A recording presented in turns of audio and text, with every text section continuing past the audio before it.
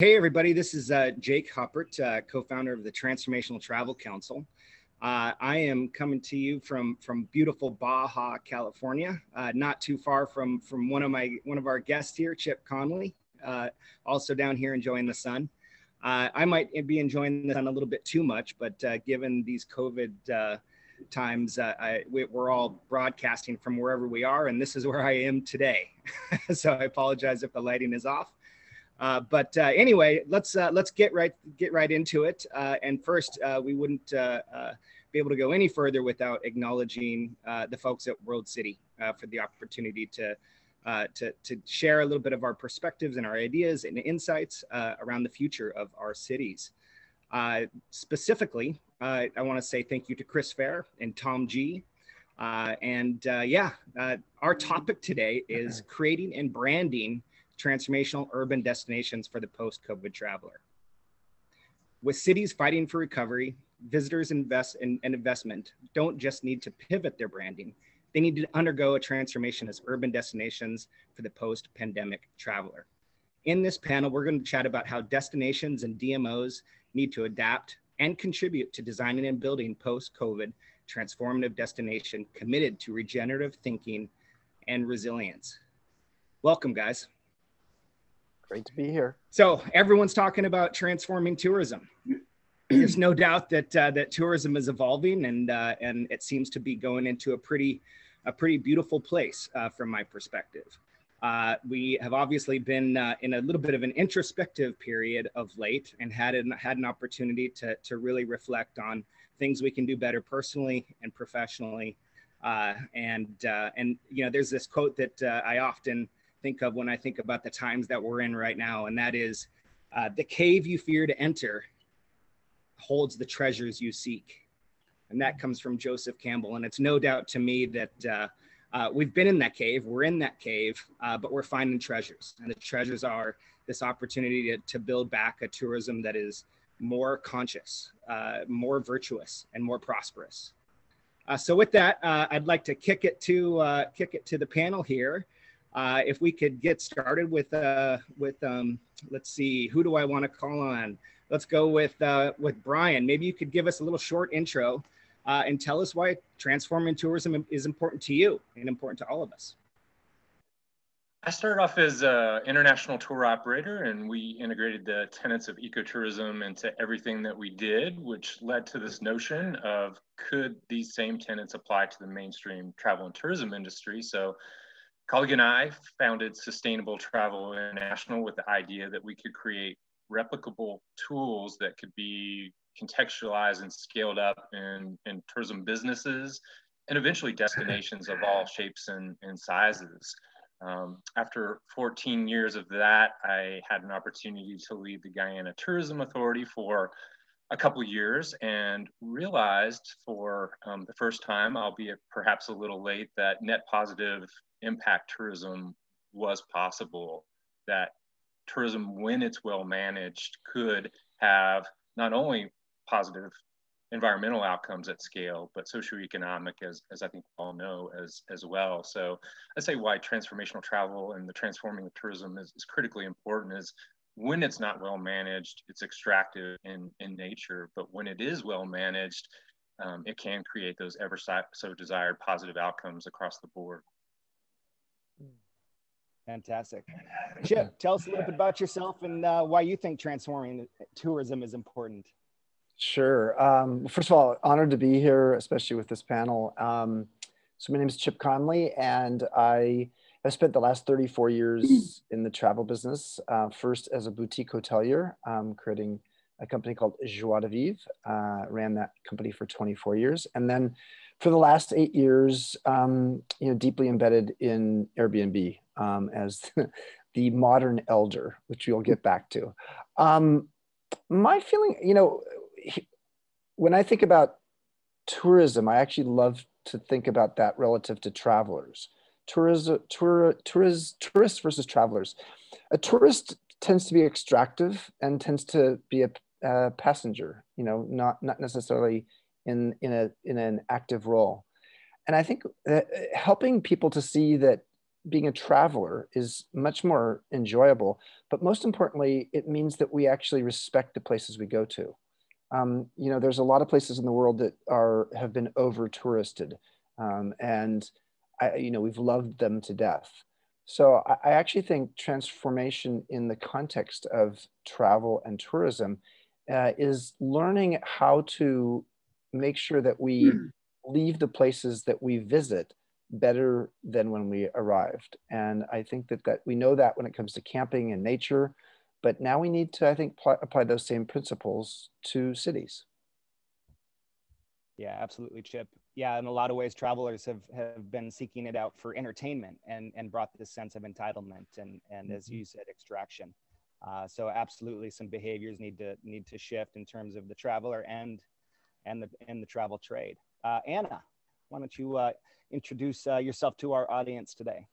Yes, good morning. And once again, thank you very much for having me on this this panel. I just wish I was where you are right now, Jake. It looks very appealing. Yes, I've been a tourism consultant focusing mostly on destinations for a rather long time, starting out in Vancouver in 1973. Where I lived in Canada for 20 years, and now I moved back in the 90s back to Europe. So I've had a chance to work in so many different aspects of tourism, but by around about the 1990s, I was beginning to, two things were happening. Number one, I was lucky to be exposed to a lot of the thinking of the First Nations people in Canada, which really had a big impact on me. And secondly, I began to sense that maybe this model that we were using had some systemic flaws that were only just becoming apparent then very early on. So I've been writing about transforming tourism, I guess, since 1995 when I came back to Europe and assimilated all of that knowledge, or some of that knowledge. So, you know, my position is that it just the same as Brian, it's a fantastic industry. It can do so much good when it's well managed. But the industrial production consumption model, which we've used since the last couple of wars, when tourism took off in the 1950s, that does have these flaws. It was built on the idea of extracting and using resources. And I just watched David Attenborough, his film on Netflix, which I encourage everybody to watch. And he says, if you just keep cutting down the trees forever, it ain't gonna work. Look at Rapa Nui in Easter Island, as it were. It's unsustainable. Secondly, we're missing a huge opportunity. We could do so much better. We could create real well-being for far more people if we took the time to not just tweak, but change the model. And then finally, as you well know, Jake, working with the customer side of the thing aspect, our customers are changing. They're growing up too. We're growing up too. We want so much more. We don't just want a quick weekend just of, you know, partying. We want ultimately to feel that we've been transformed. So that's why the work you're doing is really good, because you're sensing what that market's looking for. Well, thank you, Anna. Thanks to all three of you for joining me today. It is an honor. It is a room filled with vision and wisdom and love, and I'm happy to be here with you. You know, we're all out sort of on that edge, and you know, in regard to transformative and regenerative tourism, and that's a really exciting place to be. I'm hoping you know, that you guys can give us a little bit of background. What is it? You know, and how does that impact you know, the traveler and the rest of us? Chip, why don't you tell us a little bit about, from your perspective, what is transformational travel? Sure. I feel strange telling you this because as co-founder of the Transformation Travel Council, but let me say, I love Pico Iyer, maybe my favorite travel writer. And he says, travel is not about leaving your home, it's about leaving your habits. And I actually think that really aptly describes what transformational travel can offer someone. I'm a big fan of Abraham Maslow's hierarchy of needs, wrote a book called Peak, How Great Companies Get Their Mojo from Maslow. The idea of taking the hierarchy of needs and applying it to maybe 3 levels instead of 5, the 3 levels for a traveler or a tourist might be: entertain me at the base of the pyramid, educate me in the middle of the pyramid and transform me at the top. And I actually think what's interesting is when we help our travelers move up that pyramid from entertain to educate to transform, we not only, it's not only good for the traveler, it's good for our business because you move from the commodity, you know, everybody wants to entertain you, to something that actually is more meaningful. And as you move up that pyramid from commodity to the differentiation of what you can offer that's transformative, you help people to say, man, that is an experience I never had before. And I'm going to go tell 20 of my friends. So transformational travel is the idea that we live in an era where our experiences are more important than our material possessions. And the most profound experience that people aspire to in terms of their spending is often their travel. So of course, transformational travel is a natural evolution of a traveling public that is looking for something new and looking for something that's going to be meaningful and transformative to themselves, but also feel like it helps them to transform the places that they've been. It's not just about their own selfish interests. Fantastic, Chip. Yeah, you know, one thing that you mentioned there was it's become a commodity, and you know, we talk a lot about how it's commoditized, digitalized, and sanitized, right? And for that opportunity for growth, for transformation, for healing to happen, there really needs to be some challenge, you know? And so that means we sort of have to take a step back and shift the value proposition into an opportunity to stretch, learn, and grow into new ways of being, new ways of engaging the world. Anna, you've been telling us for over a decade now about the powers of regenerative tourism and regenerative thinking. Can you get into a little bit about that from your perspective? Sure. Well, I'd like to make 3 points, 2 if possible. The first thing about regenerative tourism is it is actually radical and it is transformative. It's radical because it gets to the root of the challenges that humanity is facing right now. That's what radical really means. And we need to recreate and remember. Remember is another lovely word because it means put the broken pieces back together. A harmonious relationship with life, with the natural world, and with each other.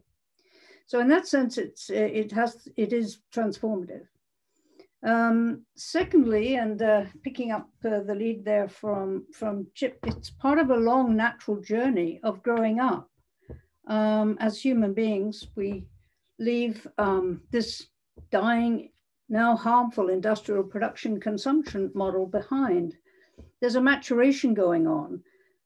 Chip mentioned travelers changing, going up that hierarchy, but hosts are also human beings and they are going up that hierarchy as well. And if they wish to serve the transformative traveler who's far more demanding in a way, then they also need to go through that journey as well. But imagine this idea of maturation can apply to an entire industry.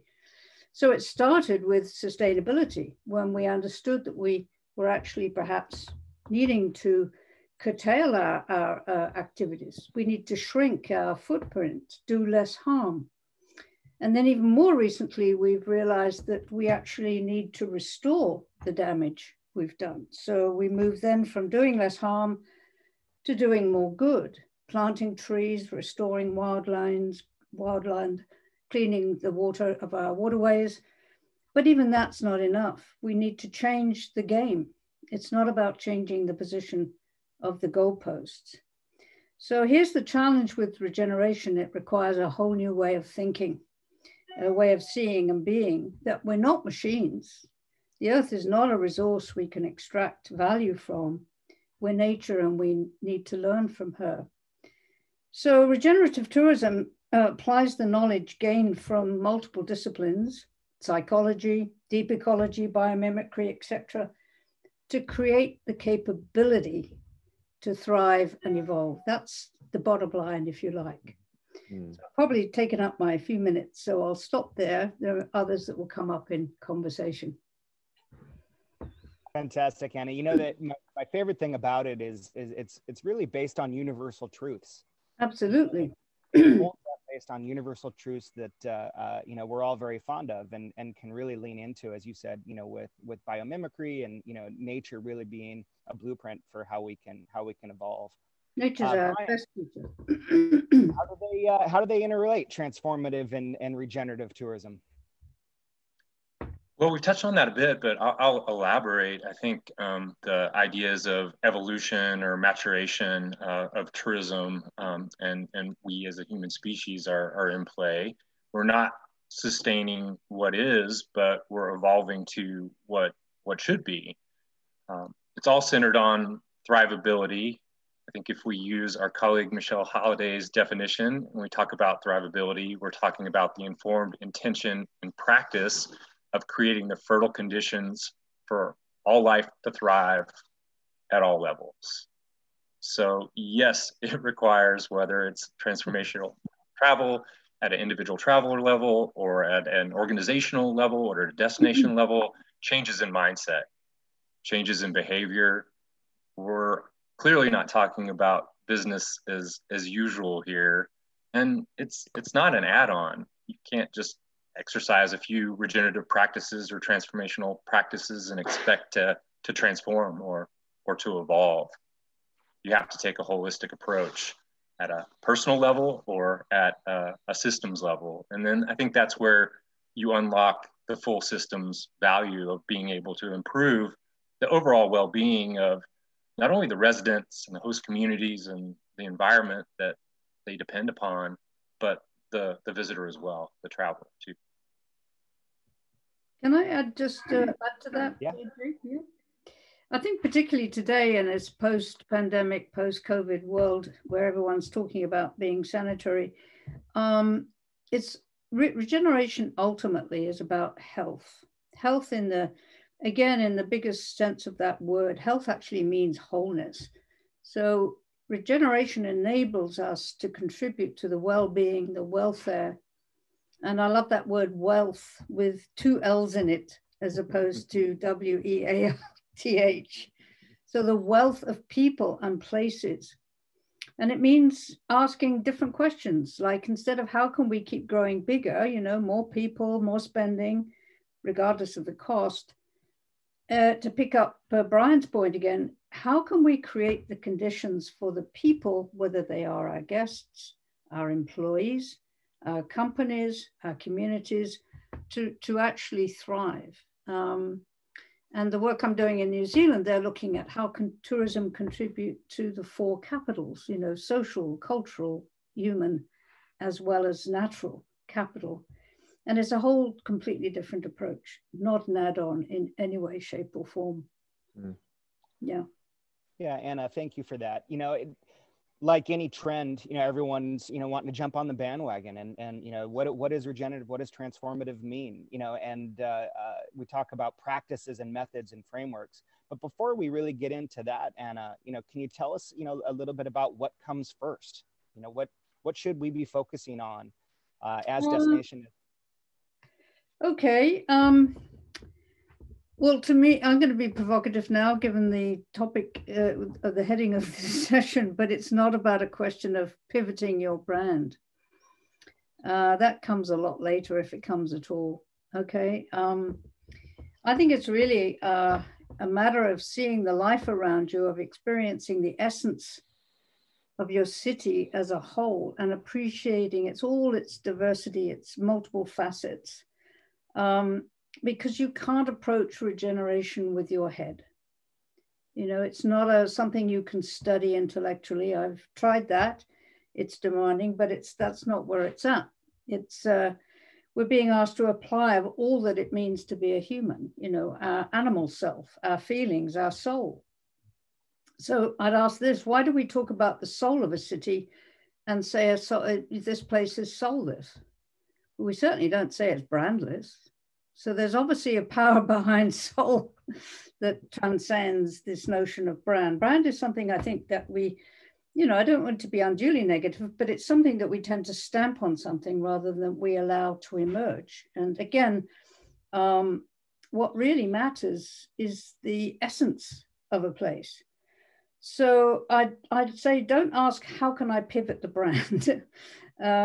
Ask deep and be prepared to take the time to ask the question, who is this place, and who does it, or what does it wish to become? What is it calling, to become? Because every place has a unique essence, and it has a unique vocation. It has a neat destiny, if you like. This is ancient Greek stuff, if you want, but it is the essence of regeneration. So we have to do that. You have to do an awful lot of listening, a lot of feeling, a lot of touching, a lot of observing, and ask yourself, where in this city do I feel most alive? What is bringing out the aliveness in me? Because again, I think that's what regeneration is ultimately all about. There's essence. Each of us is unique. Each place is unique. Each neighborhood in the city is unique. It has potential, enormous potential. And this notion, again, Brian said it well, this notion of becoming. We're all yearning to become. So that's why it comes back, not just in growing in size, but in this notion of capability, being able to live a much richer life, do far more. That's probably a far too long an answer, but there you go. Yeah, no, that was beautiful. Thank you. It sounds to me like cities and destinations have to be introspective, and really work on discovering their essence and becoming soulful. And that's going to attract those travelers that are also soulful and looking for more meaning and more purpose. Yeah. In the absence of, a lot of organizations and destination cities that are embodying this, I think one great model is the Modern Elder Academy. I'm a very proud graduate, Chip. Tell us a little bit about what you're creating at the Modern Elder Academy and some of these regenerative communities here in Baja and beyond. And by the way, Jake, that is not a green screen that Jake has behind him. That is real. He's just down the road from me here in Southern Baja. But let me just say one thing first before I talk about the Modern Elder Academy as a riff off of Anna. Alain de Botton, another writer I love, in his book, The Art of Travel, really premised the idea that what if the globe was just a psychological, the globe and a brain are sort of almost, not exactly the same shape, but what if our travel and the places we go were just an opportunity to connect with an emotion or a psychological need that we just didn't even know we had. So if you're a DMO, if you're a place that is actually trying to help people to see why they should come to your place, look at what are the deeper psychological needs and read Alain de Botton's book, The Art of Travel. Okay, Modern Elder Academy. I learned, having been at Airbnb as the modern elder, twice the age of the average employee there, that there are a lot of people in midlife who are struggling, trying to figure out, and a little bit bewildered by, we're living in a world where we're going to live longer, power seems to be moving younger, and the world is changing faster. So we created, with a beachfront campus here in Baja, the Modern Elder Academy. And we've had 750 alums now from 24 countries. But what is the relation of this to regenerative travel is the following.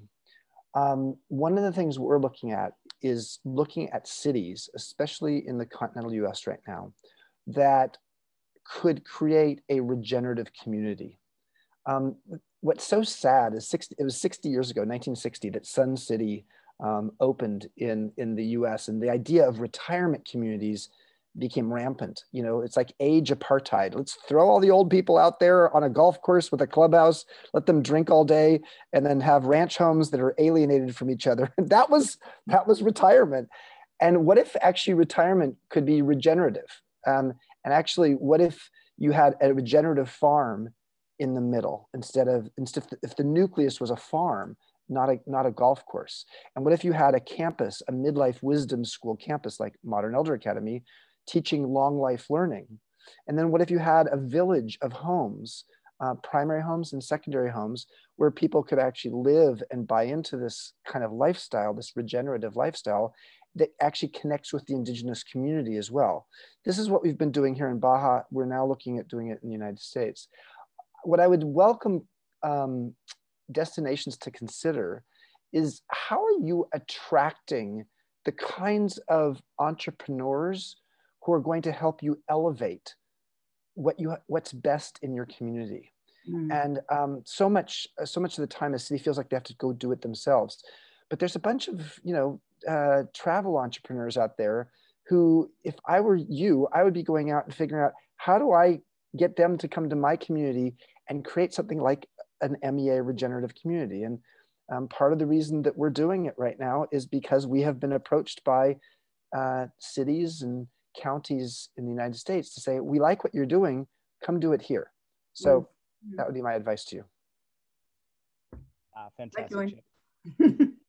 Brian, speaking of cities and the big unknown and the uncertainty around where cities are going, how they're going to be engaged with, for me, I've been called to move out of the city. I've lived in Seattle for almost 20 years and definitely eager and excited to move into more rural areas. Maybe you can tell us a little bit about how you see urban centers and rural areas really, interrelating and interconnecting as part of a larger whole as we move into more transformative and regenerative thinking. That's a great question, Jake. I think that those in the city and those in the rural areas would realize that there is interdependence among the two, and that really the whole systems thinking is required in collaboration between cities and municipal areas, particularly in tourism, given the multi-sectorial nature of the industry. Where are all your local ag products coming from in the city? Typically it's outside of the urban area, and looking at regenerating soils and moving away from the mechanized agricultural large-scale production that we've depended on historically just shows that independence and that symbiotic relationship between urban areas and rural communities, but also there's the protected areas managers, the public lands agencies, and others that have a role to play in driving regeneration. And I think ultimately what it's centered on is increasing self-sufficiency. For example, increased food security by investing, like I said, in regenerative agriculture, or increased energy security by investing in decentralized energy systems. Why shouldn't we all be selling energy back to the grid, whether we're in an urban area or in a rural area? And I think there's also this idea of an expanded view of what constitutes a tourism experience and how to involve travelers in a meaningful way. Going back to what Chip was talking about earlier, in the hierarchy of needs, there's the entertainment at the bottom level, and then the education at the center level, and then really the opportunity for transformation at the top of that pyramid. More and more tourism experiences aren't necessarily falling in the entertainment, and it's an opportunity to really learn about some of the inner workings of cities or rural areas. Thanks, Brian. Yeah, as we look at cities, it's almost like an open canvas, right? Create that vessel for people to come and engage and learn and transform, right? And it stretches far beyond the city's boundaries, and it really becomes an entire holistic destination, that does find, as Anna said, becomes harmonious. To close this out, why don't you're all visionaries and accustomed to looking out onto the horizon and into the distance. But I'm gonna throw a little bit of a wrench into what might be a traditional response and say, what is the city? What sort of experiences do you want to have in a city in 10 years? And how can we get there? Chip, you want to lead us off? Sure.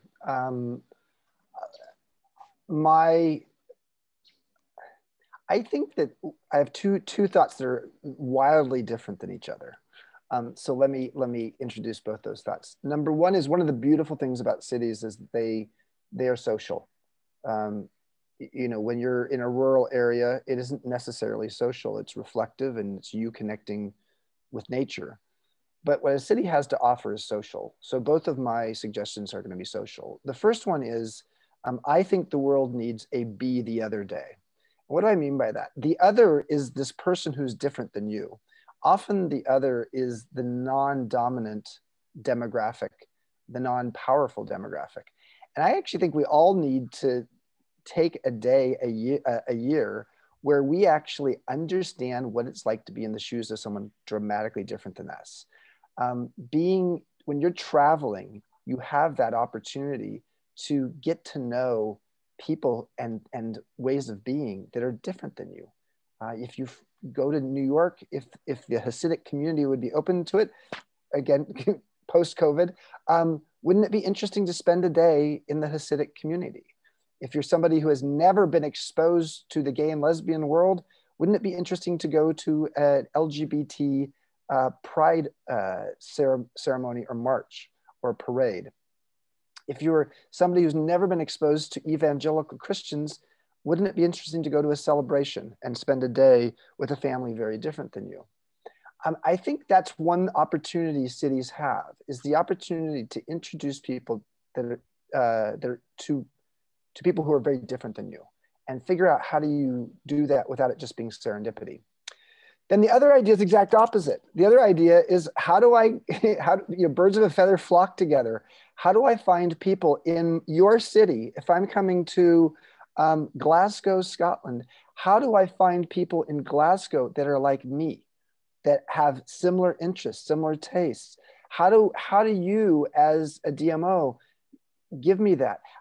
How could I go to the Glasgow website and say, I take a 2-minute quiz that says who I am, what my personality is like, and you have a profile, a psychographic profile of who I am. And what pops up on my screen is 2 people in Glasgow who are locals who tell me their perfect day. Maybe it's not even in written, it's just a video of them, a 5-minute video telling me about their favorite places in Glasgow. So whether it's finding what it's like to be the other, or whether it's actually finding people who are just like you, but in a place you don't know, and they are introducing you to that place in new ways, there are all kinds of ways that cities can introduce travelers to experiences that would be transformative. Yeah, absolutely, Chip. Thank you for that wonderful response there. No doubt that we could all use a little bit more empathy and compassion and understanding, and travel has always been this wonderful, place to break down divisions within us, but also between us, and really get to know others, as you mentioned. Why don't we move on to Brian? What do you think? What do you see on the horizon 10 years out, and what sort of experiences do you want to have there? Well, I would definitely echo Chip's sentiments. I would love to meet people that are very different, and as well as people that have a similar mindset, and learning about what they love about their communities, and having maybe some access to that in a way that it is transformative, because I think we all recognize that our most memorable travel experiences are when we have those deep, meaningful interactions with local people in different parts of the world. So I think that that's something that we'll see continue on into the future. I'd like to see that just in general, that travel experiences contribute to more people. They add to the health and vitality of everyone that you're in contact with. I think we've been so focused on our linear thinking in terms of benefiting shareholders, but shouldn't it at minimum be benefiting stakeholders, whether it's local transportation you're taking, eating at a local restaurant, or having a local experience, or otherwise. And beyond that, I think I'll maybe stop there. Right on. I love the picture you're painting there, Brian. Anna, to close us out here, what do you see on the horizon, and what sort of experience would you be seeking out of your urban cities there in the UK? Yeah, that's been a really, I'd love to pursue that whole conversation we've just had, because I think it's really stimulating. To me, it's like Chip was saying, it's a bit of a paradox. You want, on the one hand, you want to experience someone other than you, and the other hand, you want to find someone like me. So relating this to our audience who mostly work in cities, work for cities, to me, the city of the future will be one of accessibility and ease with which we can accomplish either one of those 2 objectives. And this is where I think, as professionals, destination managers, marketers, or what it might be, the shift that we have to make there is to become much more of a background facilitative role rather than this directing role that we've had, this marketing, this selling type of role. So I don't know. I mean, I've got lots of different thoughts. One thing I would love to see is that the distinction between urban and rural is blurred, you know, in the sense that the cities are infinitely greener. We have all the technology to make a city self-sufficient in food, for example. Secondly, this notion of inclusiveness, that everyone feels that they're both a traveler in their own city, they're exploring it, but they're also the host.